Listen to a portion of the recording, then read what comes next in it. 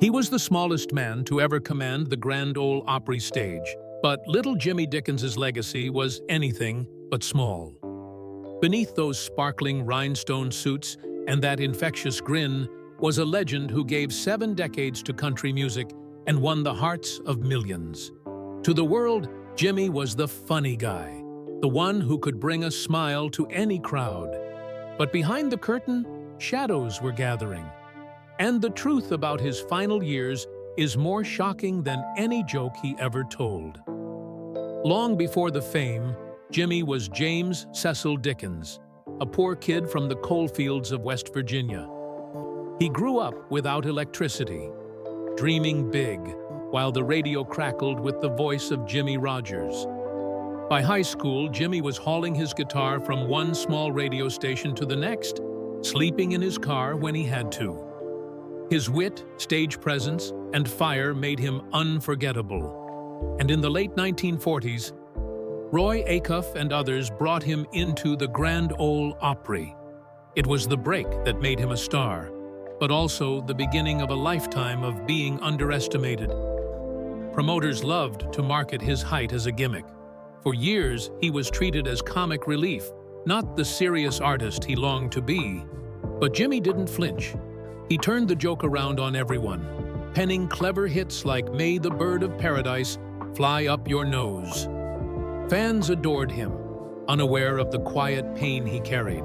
Those lonely nights on the road, wondering whether the applause would still come when the laughter faded. Jimmy outlasted trends, mentored younger stars like Brad Paisley, and became a fixture of country music. But fame drew opportunists. As he aged, handlers and advisors began to tighten their grip, quietly steering his bookings, finances, and even his personal life. By his 80s, Jimmy's control over his affairs was slipping. Behind the smile on stage, whispers started circulating. Contracts altered. Bank accounts shifted. Friends suddenly cut out. By 2015, Jimmy was 94 and still grinning for fans. But backstage, close friends noticed changes. Missed rehearsals. Confusion over simple schedules. A fragile, slower Jimmy Dickens. A small inner circle began controlling his access, even blocking old friends from visiting. In one chilling moment, an Opry stagehand recalled finding Jimmy in a wheelchair, staring blankly, only to be turned away by a new assistant no one really knew. Then came the legal maneuvers. Powers of attorney changed. His will updated again and again to favor individuals who had only recently re-entered his life. Historic properties and priceless memorabilia, costumes, guitars signed by Hank Williams and Merle Haggard vanished quietly. Shell companies acquired pieces of his legacy. Court filings later revealed that a trust in Nevada had seized control of Jimmy's music catalog and likeness rights mere weeks before his death. Days after his passing, consulting fees and withdrawals drained his estate. Family members tried to fight back. A niece contested the will, backed by affidavits from longtime friends, and even a nurse who said Jimmy barely understood what he was signing in those final months. But without medical proof, the case was dismissed. And by then, the assets were already gone. Insiders whispered of intimidation, phone calls unanswered, documents missing, and even threats that kept Mona Dickens, Jimmy's widow, from speaking publicly.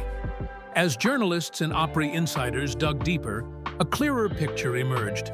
Jimmy hadn't been surrounded by friends in his final months. He'd been isolated by people who saw him not as a beloved icon, but as leverage. Guitars surfaced in private auctions. Recordings were sold overseas. Plans were even underway to use Jimmy's image in a hologram tour he had opposed in life. And the trust that had taken control? It dissolved quietly after his funeral, leaving no one to hold accountable. But the truth couldn't stay buried. Whistleblowers, family, and determined country fans pieced together emails, testimonies, and bank records. They revealed a calculated exploitation of a vulnerable legend. Not murder, not scandalous headlines, but something more insidious: the erasure of a man's control over his own life's work. Today, there's a movement to set things right. A foundation in Jimmy's name is being proposed to protect his music and honor the forgotten pioneers of country music. Fans are speaking out, demanding that the industry remember not just the laughter, but the legacy. Little Jimmy Dickens may have been small in stature, but his story now towers over the very stage he once ruled. And as the light shines on those who tried to profit from his twilight, one thing is certain: they failed to erase him. His music, his memory, and his truth endure. If you believe legends like Jimmy deserve justice and respect, don't let his story fade. Hit like, share this video, and subscribe to Backstage Eyes.